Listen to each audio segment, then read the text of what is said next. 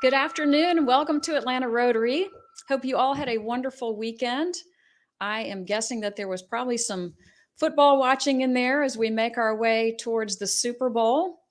We have a terrific program today, and I'm pleased to welcome to the stage the Reverend Sam Candler, who will kick us off. Reverend Candler will be leading us in our invocation and pledge of allegiance this afternoon.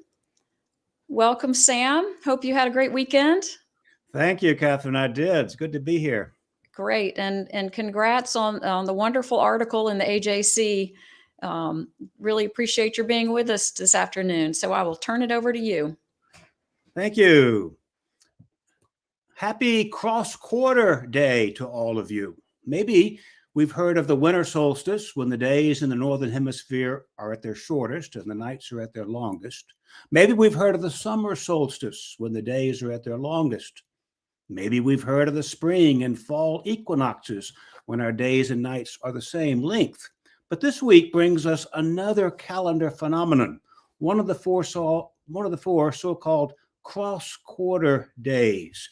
Many ancient civilizations and cultures also observed not just the solstices and the equinoxes, but the four midpoints between them, the cross-quarter days. They're not always exact. They go by different names, but their observance can assist us. One of them you've certainly heard of, Halloween, which always seems to feature recognition of the dead. Horrors. Because the midpoint between the fall equinox and the winter solstice is a recognition of things passing, the middle of the fall. Well, this week brings us another such cross-quarter day, the midpoint between the winter solstice and the spring equinox. This week is often recognized as the very depth of winter. Winter, after all, only began around December 21st. It was still relatively warm then. This week recognizes the middle of winter, its depth. Some Christians incorporate this physical phenomenon when they keep the Feast of the Presentation on February 2nd, 40 days after Christmas. But over time, that feast has incorporated candles so that its other name is Candlemas. Whether we are Christian or not, all of us yearn for light on February the 2nd. Our own American culture, here's some light, our own American culture has another name for February 2nd, Groundhog Day. It's a different name and a rather silly looking event, but its features are the same as the cross-quarter features of other cultures. We'll be wondering about light, shadow, and how much longer the winter will be. Something in our human condition always longs for and leans for light. We yearn for its energy, especially when we miss it the most in the bleak midwinter. So whatever our religion or our culture, I want to pray today for light. Let us pray. O God of light and dark, we pray to you from the depth of winter. We've had some cold days and some dark days. We've had some certain days and some uncertain days. Our season has been all the more erratic as we have worried about health and pandemic. In our season of worry and in our season of distress, we have yearned for light, the light of medical assistance, and the light of good sense, and the light of good faith for the common good. We think we can see, perhaps, the arrival of spring and maybe the arrival of release from disease. Maybe it is only 6 weeks away. May the new light come quickly. O Lord, provide light for us. Give us direction and confidence. Give us good health and the light of strong and wise civilization. In your name we pray. Amen. And now I lead us in the Pledge of Allegiance. I pledge allegiance to the flag of the United States of America and to the republic for which it stands, one nation, under God, indivisible, with liberty and justice for all. Thank you, Sam. Such perfect and timely words, and very much appreciate you reminding us of the light in these long winter days that we have. Thank you. So welcome again to everyone. A quick reminder to please register your attendance. You'll see a QR code pop up on the screen there that you can use, or there's also a link down below to the video screen. If for some reason you don't see the link below the video screen, you can click on the Show More link, and that will open up the attendance link and the Q&A link for use later on in the program. A quick preview of our agenda.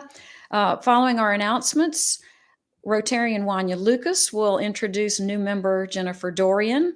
And then we have a fascinating program today. We're back with Dennis Lockhart, who will be leading us in a conversation regarding the future potential of personalized medicine with one of the leading global experts in the area of brain health, Dr. Allan Levey, who's the chair of neurology at the Emory School of Medicine. Also wanted to share a little bit broader look ahead at some of the exciting program updates we have for you. Following our board decision at the beginning of the year to pivot to our virtual platform, we had to do a little bit of reshuffling with our prior January series on the economy, and that series has now been spread over the months ahead. We heard last week from Dennis Lockhart as he led a very thoughtful discussion on income inequality and the economics surrounding that topic. Then in the month of April, we will have a great series on supply chain and some of the related economic issues around supply chain. And then I'm very pleased to announce that we are now rescheduled to hear from Raphael Bostic, President and CEO of the Federal Reserve Bank of Atlanta, who will rejoin us May 23rd. So please mark your calendars for that. In the meantime, our current virtual setup has opened up some opportunities that we previously were not able to take advantage of. We begin today a series on leading medical and public health topics, and I'm excited to share that series, which begins with today's fascinating speaker, will culminate in a very special guest that I'm pleased to announce. Dr. Rochelle Walensky, the director of the CDC, will join Atlanta Rotary virtually on February 28th. This is a very special opportunity that has only become available because of our virtual platform. So we're thrilled to have Dr. Walensky and the entire series of public health and medical experts that you'll be hearing from in the weeks ahead.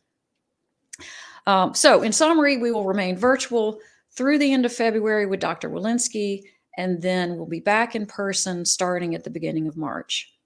I'm also pleased to announce that the new mayor of the city of Atlanta, Andre Dickens, will be our featured speaker when we return to our in-person programming on Monday, March the 7th.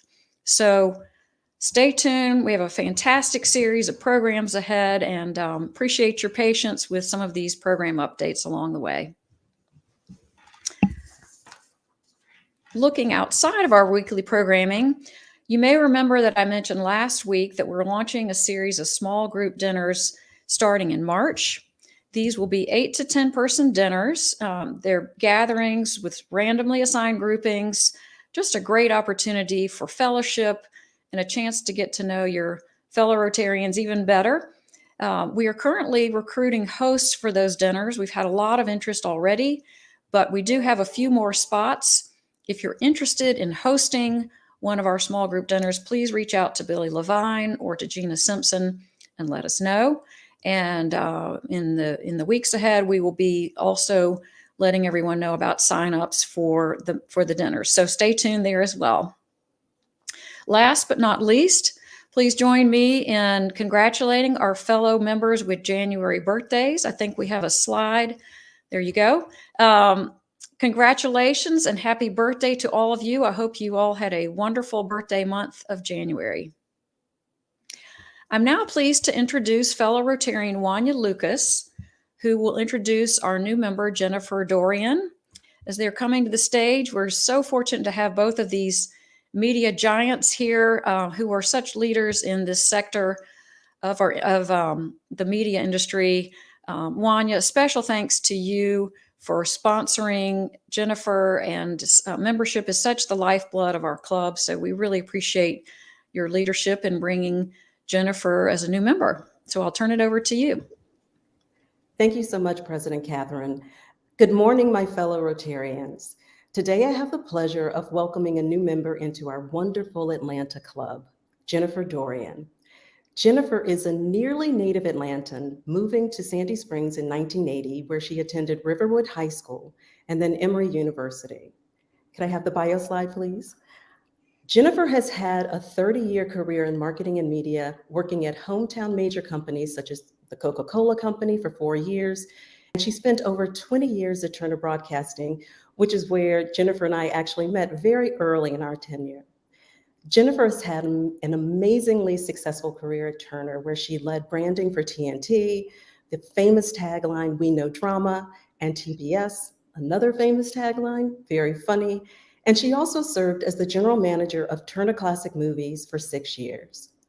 Now, about a year ago, Jennifer followed in my footsteps as president and CEO of WABE, Atlanta's choice for NPR and PBS.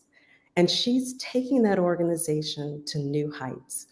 She is passionate about strengthening local news, reflecting and serving the entire community, and stoking civic participation across the greater Atlanta region. She's also really proud of her volunteer work in 2020 as co-founder of Georgia Voting Works, which is an initiative for corporations to support the Secretary of State's office with election preparedness.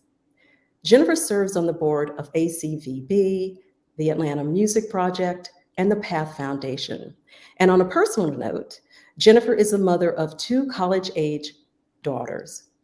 Now, Jennifer, I'd like to ask you a few questions so that the club can get to know you better. So the first question is, what motivated you to take on your newest role at WABE? Oh, good afternoon, everyone. Thank you, Wanya. For one thing, I keep following Wanya around. She was one of the first people I spent time with at Turner Broadcasting. She was a head of strategic planning for the entertainment group and was a fantastic mentor to me, and I thank you for that. But, after being nearly native and working in corporate America for 30 years, I really wanted to see a change in my life to be more service-oriented. And I was thinking about, did I want to work in election preparedness? Did I want to work in civic participation? And that is when you matriculated over to Crown Media, and there became an opening in our community for public television, public broadcasting, radio. And I thought, wow, that would be really interesting if I could utilize my media background as for the public good. So I am really excited, and I've been in the position for 1 year to focus particularly on the free press, the state of local news in Georgia, which is something all of us should be paying attention to, the viability and the importance of local news.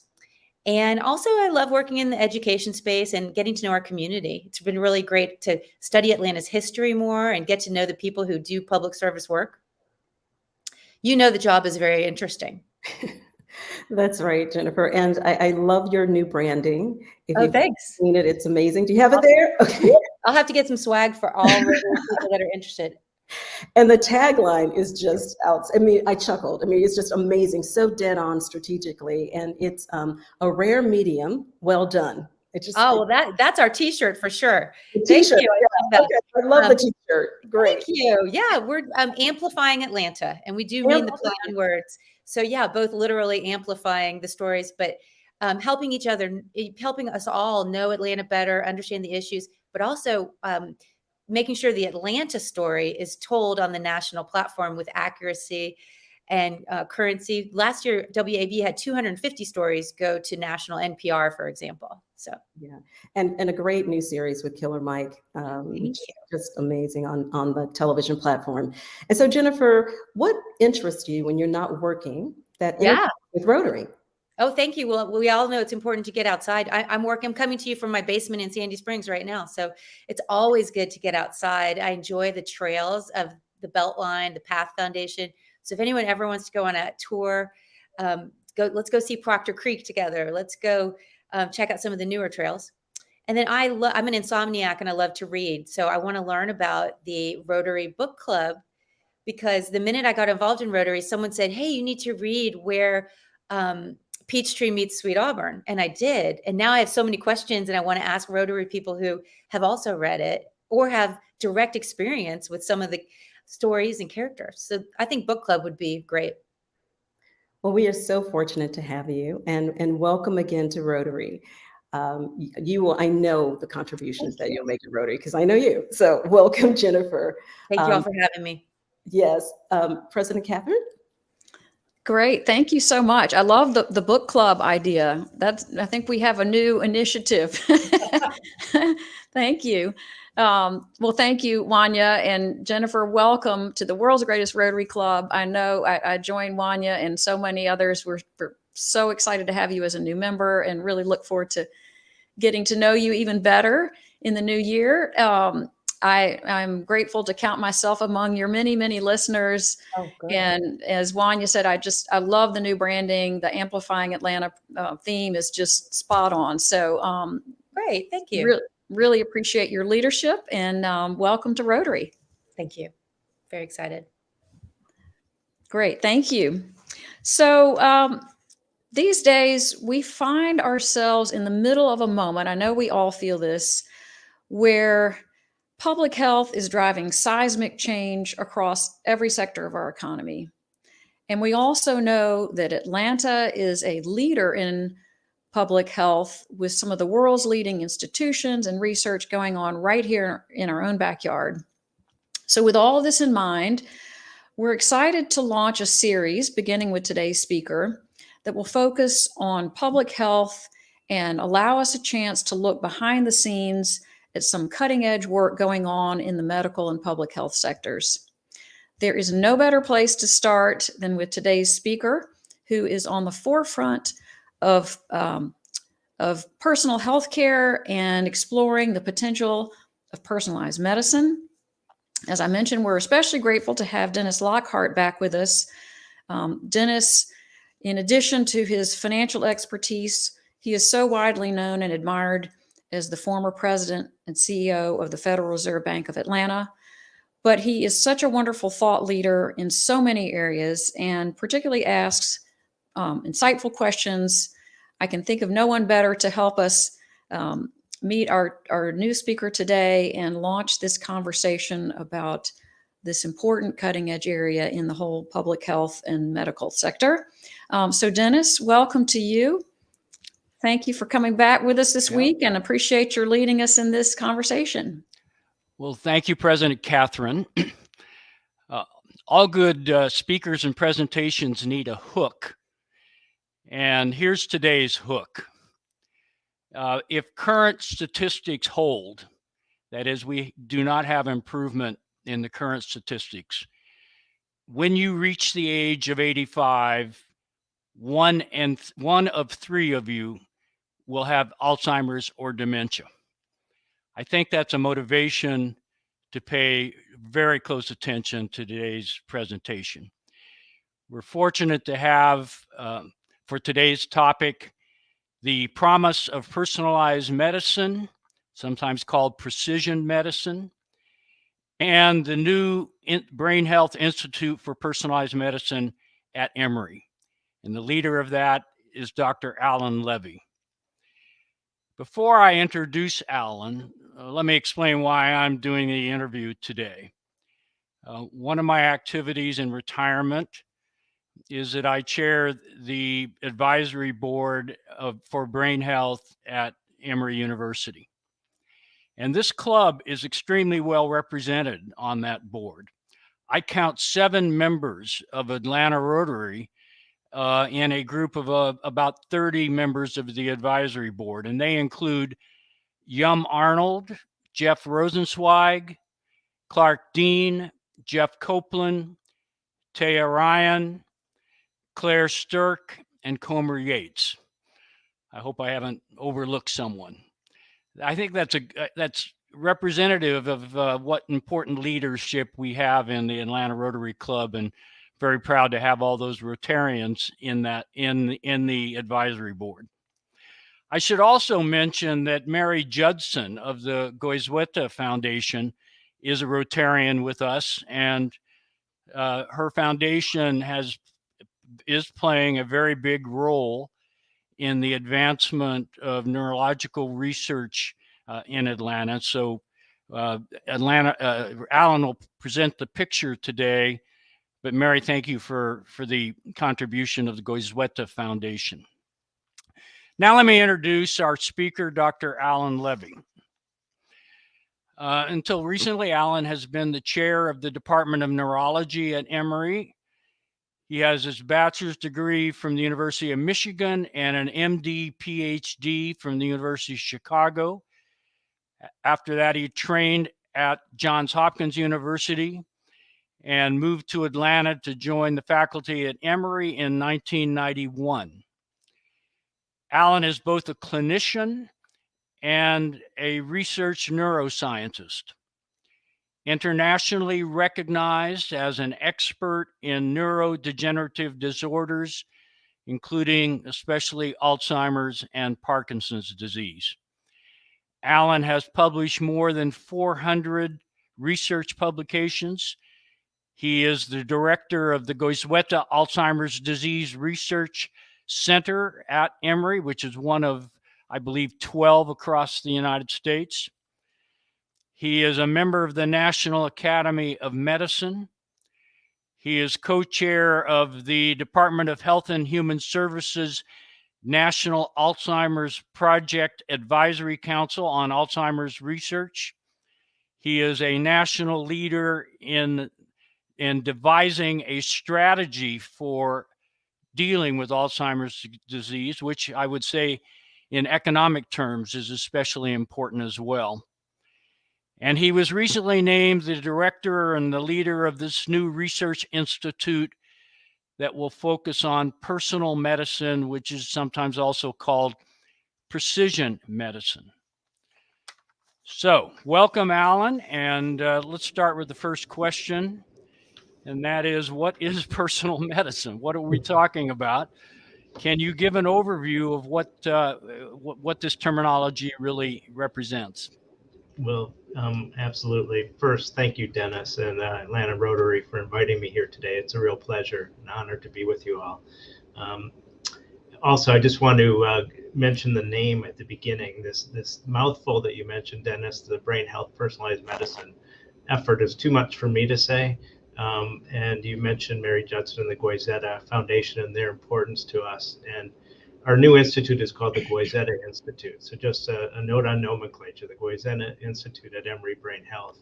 And so we are focusing on precision medicine, personalized medicine. And yes, a great question, what is it? And I view most of medicine, and certainly the major diseases of brain health, from Alzheimer's, depression, substance abuse, Parkinson's disease, and the developmental disorders like autism.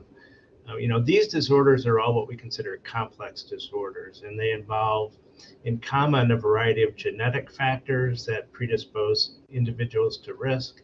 They involve individuals' lifestyles, their background, their education, their social and demographic factors. But all these things converge in a way that we yet don't understand. And what we do know is that different individuals experience different medical conditions as they go through life, and different individuals will have a different journey with those diseases and their response to treatments. There's nothing more evident, before all of us than COVID. We can all get exposed. We don't yet know which ones of us are really going to get sick. We can identify risk factors, but it's not enough to really change our individual journey with the disease and how we mitigate it. So personalized medicine has been really the rage in cancer. It has transformed cancer care, turning cancer from a dreaded C word, that we know is inevitably fatal, to a disease where many cancers now are treatable and preventable. So what we're talking about for brain health is trying to go through that same revolution where we can identify individuals and their individual risk of different brain diseases, and more importantly, intervene in a way so that we can really have effective treatments for these vast majority of diseases, which currently we really don't have any effective treatments for, or as effective as we need. Allan, I have heard it said that personalized medicine or precision medicine is possible because of a convergence with computational science, with computer science. Can you elaborate on that? Yep. So I consider the art of medicine just to be that, an art. It's rooted in science, but the practice of medicine is so much an art because it relies on the experience of the healthcare practitioners, identifying what happens, understanding the history, doing some assessments, and coming up with a diagnosis, and then keeping that as a hypothesis, what the diagnosis is, and trying to tailor make that with a treatment plan. What we're leaving on the table are vast amount of data that inform the diagnosis and, importantly, the treatment. So both, understanding what the disease is, being able to recognize it in a clinical setting, and then being able to treat it. We all know that we can, on our smartphone now, we have personalized ads that are popping up. We might be driving by an environment and all of a sudden an ad pops up. So our shopping experience is very much personalized because of what big data is doing, since we can be tracked in ways that we couldn't previously. It's time for us to leverage big data that's possible in medicine to the advantage of the individual. So again, we can recognize disease earlier and intervene in a much more intelligent manner than we could previously. So leveraging computational science and computational capabilities, big data and so forth, is a relatively new thing. At least it seems in the literature to be relatively new. Are we at an inflection point, a revolutionary moment, if you will? Is this really a turning point? And the founding this institute is catching the wave early? It's a great question. I very much hope it is an inflection point. My suspicion is that we're quite not yet at the inflection point, which is one of the motivations for our new Goizeta Institute. What we want to do is help push the field forward. I've seen tremendous interest in precision medicine at major institutions. Harvard and Broad has just launched a new initiative. Many of the major academic medical centers are now doing this. But where I see huge opportunities is particularly in the area of brain health, where others really haven't yet launched in this area. Because of the importance of cancer and our current healthcare systems that revolve around procedures and high-cost medicine, cancer has been at the fore, I would say, of precision medicine. So I think they're at the inflection point now. But brain health, I'm hoping we can accelerate it so we have this available for brain health as well. The greatest burden of disease, when we think about global public health, is in brain health. The World Health Organization, others have done studies that, overwhelmingly, because of major common diseases like depression, Alzheimer's, as you had mentioned, and these others, that the biggest burden to society globally are brain diseases. They're chronic, they're largely intractable. We don't have the treatments we need to. And so it's really incumbent on us to accelerate this journey towards precision medicine, I think, for everybody's well-being. Through my service on the advisory board, I've come to appreciate what a big canvas brain health is, or brain disorders represent. And there are a huge number of disorders that range from each end of the age spectrum, autism in young people to Alzheimer's in old people. So how does the heterogeneity of disorders influence your thinking, your approach to personalized medicine for brain health? Well, it's a great question. My own thinking has really been, I think, broadened over the last 5 years by my role in some initiatives at the NIH. It's been recognized, for example, that Alzheimer's disease is much more heterogeneous than we anticipated. It's really a spectrum of disorders in Alzheimer's disease. And I've also had my perspective changed by understanding what happens as we age in our brains. Forget a disease. Every one of us hopefully will age normally, have great cognition, great brain function until ultimately we pass. But what happens is if we look at the brains of individuals at the end of life, there's a whole spectrum of pathologies from Alzheimer's disease, stroke, ALS, Parkinson's disease. The rule rather than the exception is that our brains are basically a breeding zone for age-related diseases, the major diseases of humans in the nervous system. And we don't have signs that we can look at for many of the psychiatric diseases, I would say, yet, like schizophrenia and depression and substance abuse addiction, things like that. We don't have a pathological signature, but certainly the factors that underlie all of these diseases, we now know there's a shared genetic contribution. So what we understand for the first time just recently is that given genes that predispose us to Alzheimer's disease often are the same genes that predispose us to depression or schizophrenia, neuroticism. And so there are commonalities. Secondly, we're learning that most of these diseases have very long journeys. We don't express symptoms of brain disease as humans until many times decades after the biochemical and molecular changes have been brewing slowly in our brains. And I view that much like cancer or heart disease. In both situations, they're precancerous conditions. We know that things change inside individual cells before a cancer becomes aware. Heart disease, atherosclerosis begins in childhood, and high cholesterol. But it's only decades later that people begin to have problems with heart failure, heart attacks, and the like. Well, all the brain diseases are related, and they express in individuals in different ways. So that heterogeneity is actually something that can be leveraged to now understand at scale what are those factors and what are going to be the individual trajectories and risks that people have. I'm going to ask you to elaborate a little further on the earlier comment that big data is now something that can be leveraged for the benefit of research or diagnosis or ultimately treatment. When you think about computational science, big data, machine learning, algorithms, AI, et cetera, I'm at the extent of my knowledge. What aspects do you think have the most potential to work in neurology, particularly in research?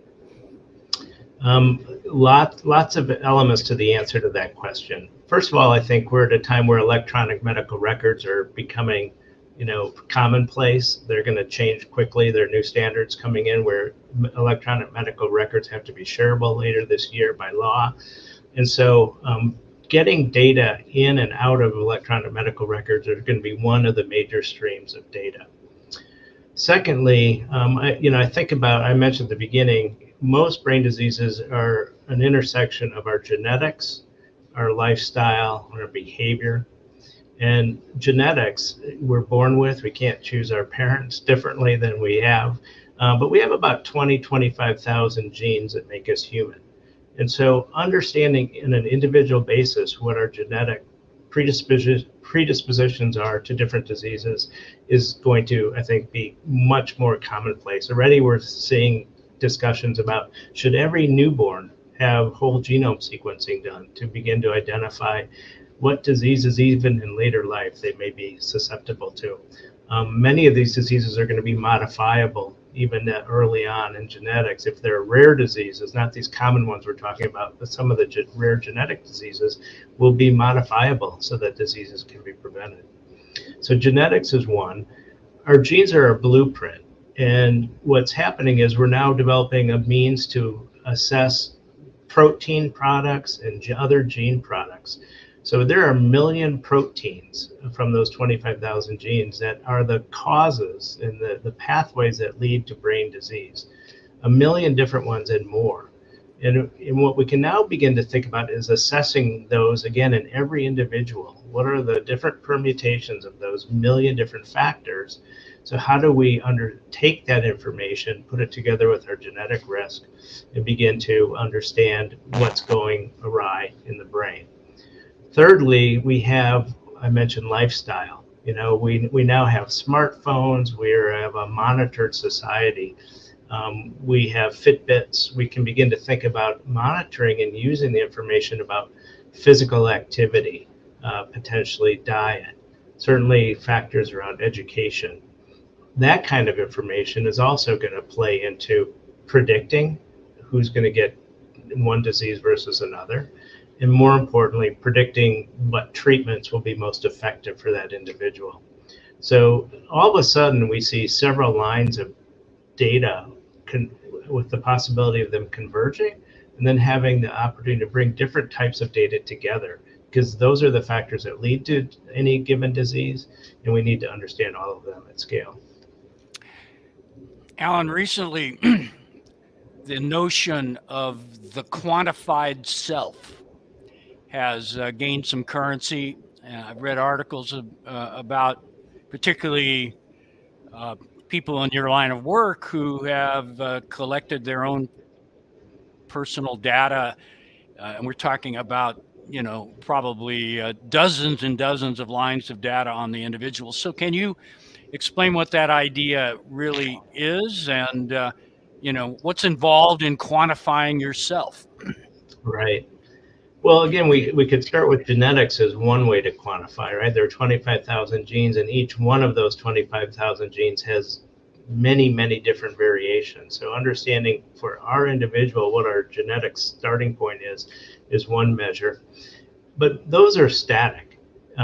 During daily life, from minute to minute, during our sleep, wake, there are circadian rhythms where the chemicals in our blood and in our tissues are changing. Those things change differently between you and me and across other individuals as well. They're also modified by our lifestyle, and that's where quantified health becomes so important. So if I know that sleep is really going to be important, so I'm sorry to our new member who said she's an insomniac. I want to promote the importance of sleep.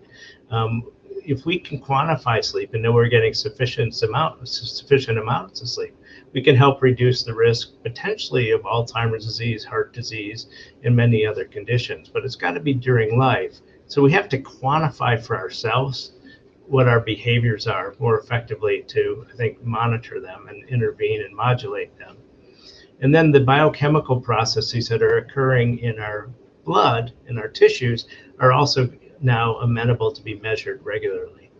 So Dennis, I think we've talked about a colleague at Stanford who monitored his blood daily and measured what's called the metabolome, thousands of metabolites in the blood or proteins in the blood. And he was able to predict risk of diabetes, when he got an infection. But you can use these changes in your tissues as signs, warning signs that something's ahead. And you can do that with great accuracy if we can quantify them. So I think the quantified self will be probably a very active area of research and a little bit slower to transition into actually the healthcare practice. But I see more and more individuals taking control rather than sort of the reactive way that medicine is, coming to your doctor with a problem once you have symptoms. The quantified self is about enabling people individually to understand their body's physiology and to mitigate risk. Can I include my golf handicap in my quantified self? Absolutely. Yeah, well, that's one of the good readouts of your behavior is certainly that. I view that as an important neurologic function. Indeed, it's a biomarker for sure. We have a question from the audience, and I want to get to it in a moment. But one more question, again from a layman, and that is in most diseases, most disorders, there's a general standard of care that physicians apply. Are general standards of care going to become obsolete in this world of personalized medicine? I certainly hope so. I have I've been sort of shocked looking back at what leads to FDA approval of medications, and we sometimes use an indicator, a number called number needed to treat. So the efficacy of a drug might be, in the world of depression, for example, you might need to treat 10 people to demonstrate that one person will get better as a result of that antidepressant. That's sufficient to pass the bar to lead to FDA approval, that it can show some benefits. But what it also means is that 9 out of 10 people might not be responding best to that one drug. If you need to treat 10 to get one benefit, that's not where we need to be. And I think depression also lends itself as a good example, the way I think about it, because to treat a person with an antidepressant, we typically treat them for 1 or 2 months with a given dose and a given choice of a medication. And we determine whether they're responding or not by talking to them. That after that, we might increase the dose, wait another 2 months. They might then determine, well, that's not sufficient. Let's try another antidepressant. People typically go through this journey where finding the right medicine for them can take years and sometimes may never even happen. So, the future that I see is that we're going to be able to, from the get-go, identify which people are going to respond best to which medication. So I use depression because we have an armamentarium of different antidepressants available, and it's already quite clear. Again, in the cancer field, we know that cancer can now be analyzed at a molecular level. The genetics, the gene products can be analyzed and will dictate whether treatment A, B, or C should be used. For example, estrogen-positive breast cancer is a good example of that. The question from the audience actually is similar to a question I had in mind, which is, what about cost of all this? And I'll read the audience question. How do you see the delivery economics of healthcare will change with a more personalized approach? And my question was really, what obstacle will cost be to rapid development of personal medicine? It's a great question, and costs are going to be a huge challenge on several levels, maybe more so of a challenge here in the United States, perhaps in some other countries, depending on their healthcare economics. There are several costs. So first, collecting the big data. It's a very expensive enterprise to put in place the infrastructure. And the infrastructure is changing, daily. This is a very active landscape. Things are going to the cloud. The way we collect information in medicine is different. And the technologies that we have to assess the things that need to be quantified that we were talking about earlier, whether it's the genetics, the proteomics, the brain imaging, sleep, all those things are going to be costly, particularly at the beginning, right? The beginning of this journey, a lot of these are rapidly advancing technologies that are expensive. But as things become commonplace, as you well know, market will drive down the cost quite a bit, and competition will certainly do that. And we're seeing that. The costs of whole genome sequencing have come way down, so it really isn't easy to envision that every individual when they're born could have a whole genome sequence performed so that they and their families knew their risk on a ready basis. But it's going to be quite a while. I think we have to look holistically at the cost. Right now, medicine, particularly in brain diseases, is reactive. We wait for symptoms, we wait for an episode of a major health crisis, and then people come in and get very expensive hospitalizations, very expensive procedures, surgeries, and the like. We have to look at this more holistically. If we can prevent those episodic, very expensive incidents, where it occurs in a hospital, we now have the opportunity to bring down the costs, quite a bit. And that's the whole idea of capitation in healthcare and certainly behind socialized medicine. And we know we're not there yet as a country. We've continued to sort of move towards this journey where we still talk about bringing down the whole cost of healthcare. But the reality is that we're really not even close. But I'm very confident that, especially when I look at an age-related disease like Alzheimer's disease, we know the costs are exorbitant. As you and I both know, the costs are expected to be over $1 trillion in the next decade or two, a year. And it just will totally bankrupt every country's economy if that happens. So the costs are not affordable if we just let things just continue as we are now. And so we have to be predictive. We've got to mitigate risk.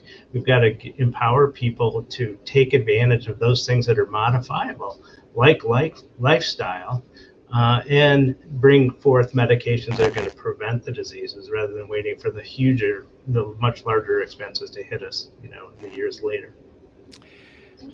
Allan, let's talk now about the new Goizueta Institute. Can you lay out your basic vision? What will the Institute do, or at least what will be its priorities in the early years? Yeah, no, it's a great question. Thanks for the opportunity. I guess I look at medicine today. I see that we're reactive.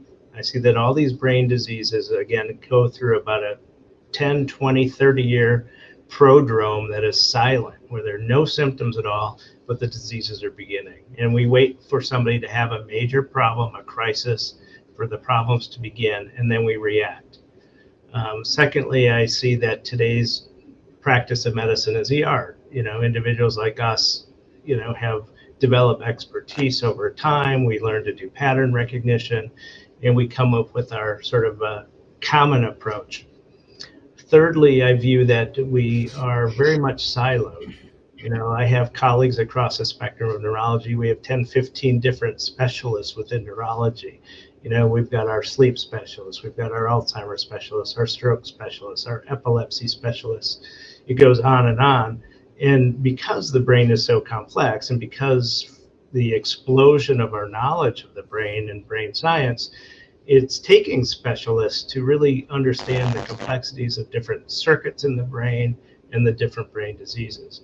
But that siloed approach is changing, because what we're also learning is that these diseases have far more in common. As I mentioned earlier, they have common genetic underpinnings, but they also have common needs for individuals when they seek care. When I see a person come to me because of memory loss and I may diagnose dementia, I also know that those same individuals are going to be plagued by depression, behavioral problems, sleep problems. Ultimately, they may find features of Parkinson's disease where their balance and walking becomes impaired. And so there's a spectrum of symptoms which is very common across all of these major brain diseases. So we've got to break down these silos, and the data that are going to allow us to turn into a proactive position has got to come from studying these diseases together and the underpinnings. And so in the Goizueta Institute, what we are doing is first trying to make sure we're capturing data collection that occurs in daily medical care. The Brain Health Center, Dennis, that you've helped us with in the advisory board, we saw 150,000 patient encounters last year. It kills me thinking how much information was not captured. We have these great doctors, incredibly generous patients who, tell us about themselves and let us examine them and collect information. We don't use that information and store it and continue to learn from it the way that we should. So part of our first step is to collect this information in a very structured way so that we can use it together with data. Secondly, what we are able to do in our research settings is collect extensive information on given individuals who participate in research, like genetics, like sophisticated brain imaging, like sleep or brain activity, EEG data. What I'd like to see and what we want to do is bring in the same research grade that we have in very, boutique research studies into common practice. What's really frustrating me as a clinician is that I often don't have the same types of information I need to take care of my patients that I have available if they were in a research study. We've got to bridge that gap so it can come together. And so the Coizetta Institute is about collecting data, bringing together the best data scientists so we can use this, and then turning it into a predictive fashion. And so rather than, again, being reactive, one of the things I'm most excited about in our new institute is partnering with primary care. There, we can begin to develop the processes and the predictive ability to start helping the primary care doctors and their patients identify things before problems develop. We have And a couple really good questions from the audience. I want to ask one or two more, and then I'll get to the audience questions. Emory Brain Health is launching a joint venture with Accenture. Can you talk a little bit about that? Explain what that's all about. I presume it's about data. It is, and we all know Accenture is a world leader in data, and we have just been so privileged. One of the great things about being in Atlanta are our community partners, the companies here, and Jimmy Etheridge is based here, the North American CEO, Georgia Tech grad. We just have a very connected community, and some of our brain health center advisors connected us with Accenture. So they have the means to help us put in place data infrastructure, data platforms to collect at scale the types of information we're talking about. Academic medical centers don't have that ability. The best scientists in the world, we don't have the ability to pull these data together like we're talking about at scale. But companies like Accenture do. And so we're in a pilot project with Accenture, and I hope this will, and expect this is going to grow. We have the ability to form these partnerships to take on global problems that we're talking about at scale. And so Accenture is helping us put in place the ability to capture this data. And they have thousands of some of the best data scientists in the world who are developing the algorithms, the analytic means to take the information and digest it so that people like me can then interpret that and act on it to develop interventions. A question from the audience: Are the commercial genetic mapping programs like 23andMe effective predictors of health issues? For many things they are. It's a great question. One of the most important things about getting this information is how to do this in a wise and ethical manner. This whole area of artificial intelligence, being able to take information like genetics and predict, it's got to be done in an ethical and a really thoughtful manner. One of the challenges with just consumer fee-for-service opportunities like 23andMe is that information often isn't at the quality that it needs to be. And there often isn't enough thought, I'd say, given to how you deliver that information. One of the things that we are taking on with the new institute is to make sure we understand how to deliver this information and work with patients and participants to make it digestible and understandable. I have seen repeatedly people come to me because they have done 23andMe and they've learned that they have an Alzheimer's disease gene. They have no idea what that means. I've seen young people in the prime of life think about seriously changing their life when in fact the information has not really been accurate to act on. And so I think that's one of the most important areas. How do we connect the dots for people as we give them the quantifiable self? And I'd say, one of the things I'm really excited about at Emory, and I know all our institutions in Atlanta and Georgia are doing this, is how to do this wisely and studying the ethical implications. The new strategic direction for Emory is called AI and Humanity, just for that reason. How do we connect the dots? And I'm really excited about that. You mentioned earlier the potential macro effect of neurodegenerative diseases on society. I'm now going to ask you to kind of get really down to the family level. From your clinical practice, how do these diseases manifest in human lives? And what have you seen that really kind of brings out the impact of having one of these diseases on an individual's family? Boy, that's a tough one to take on. It's emotional. One of my greatest motivations is seeing how diseases like Alzheimer's disease and other major brain diseases impact the individual and often the family. These are family diseases. As an individual starts losing cognitive ability, they're become more and more dependent on their spouse, their family. It's devastating. We see people of all walks of life affected. It doesn't matter who you are, you're vulnerable, and the family situations vary tremendously. There may be some people who are elderly, living alone, socially isolated, and there's no family to support them, and it's god awful. For those with an incredibly close family of means, it's as tragic. You're looking at individuals that are losing their capacity. We know when people become paralyzed over time, it's devastating. How to think about an individual living but getting locked out of their ability to move or communicate while their mind is active. These are the most devastating diseases of humans, and it's for that reason that they are the most feared.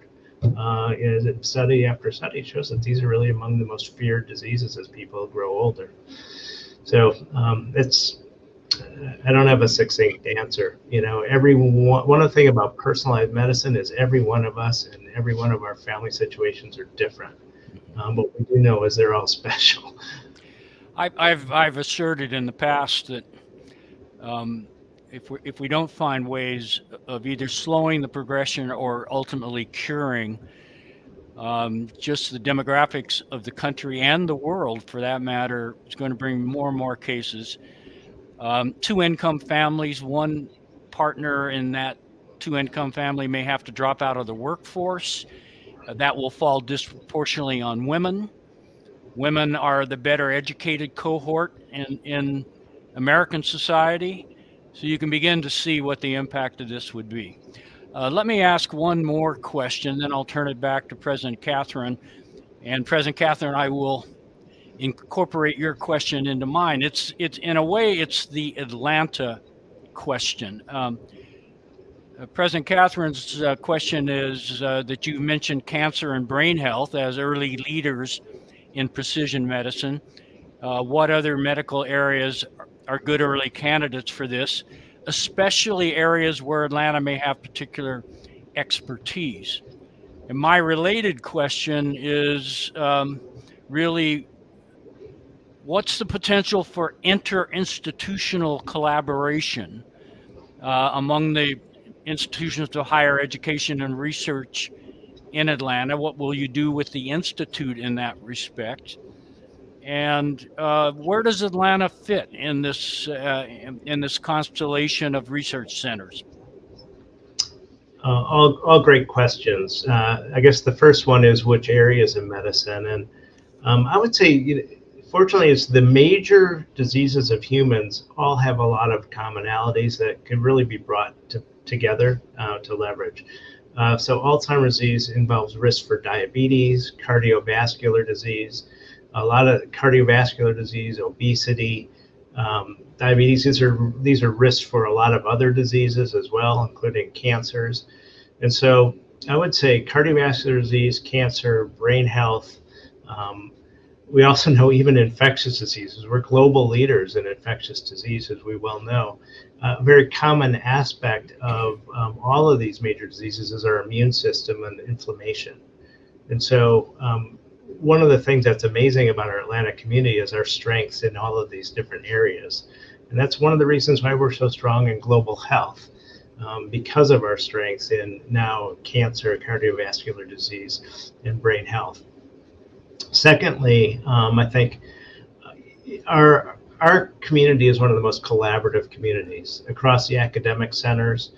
We have, one of the strongest biomedical engineering programs in the world, some of the best data scientists at Georgia Tech. Georgia State is training more diverse workforce than anywhere. They have very exciting complementary strengths across brain health and brain sciences, particularly in brain imaging. Morehouse has got strengths in neuroscience. We know that to tackle this effort, we need to have diverse representation. You can't get to personalized medicine unless you understand how it affects the diversity of society. We just can't get there. So we need to be inclusive from the get-go if this is going to work. And again, our city is well prepared to do that. And just like the question came up with Accenture, I don't know of another community where the business leaders have been as engaged. And so this has got to be all in. It's not one institution or another. These are global, and our community loves working together and has demonstrated its ability to work together.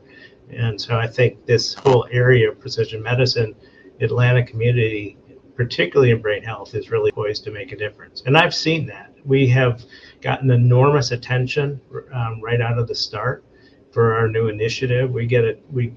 Major companies are coming to us and seeing that we've developed an approach that others haven't yet even begun to think about in the area of brain health. We have time maybe for one more question before the two of us get the hook here. And it's an audience question, and it's sort of a bottom line question. What are the 3 things we should be doing to monitor our brain health? That's a great question. Probably the first thing is make sure we're waking up every day with a purpose in life.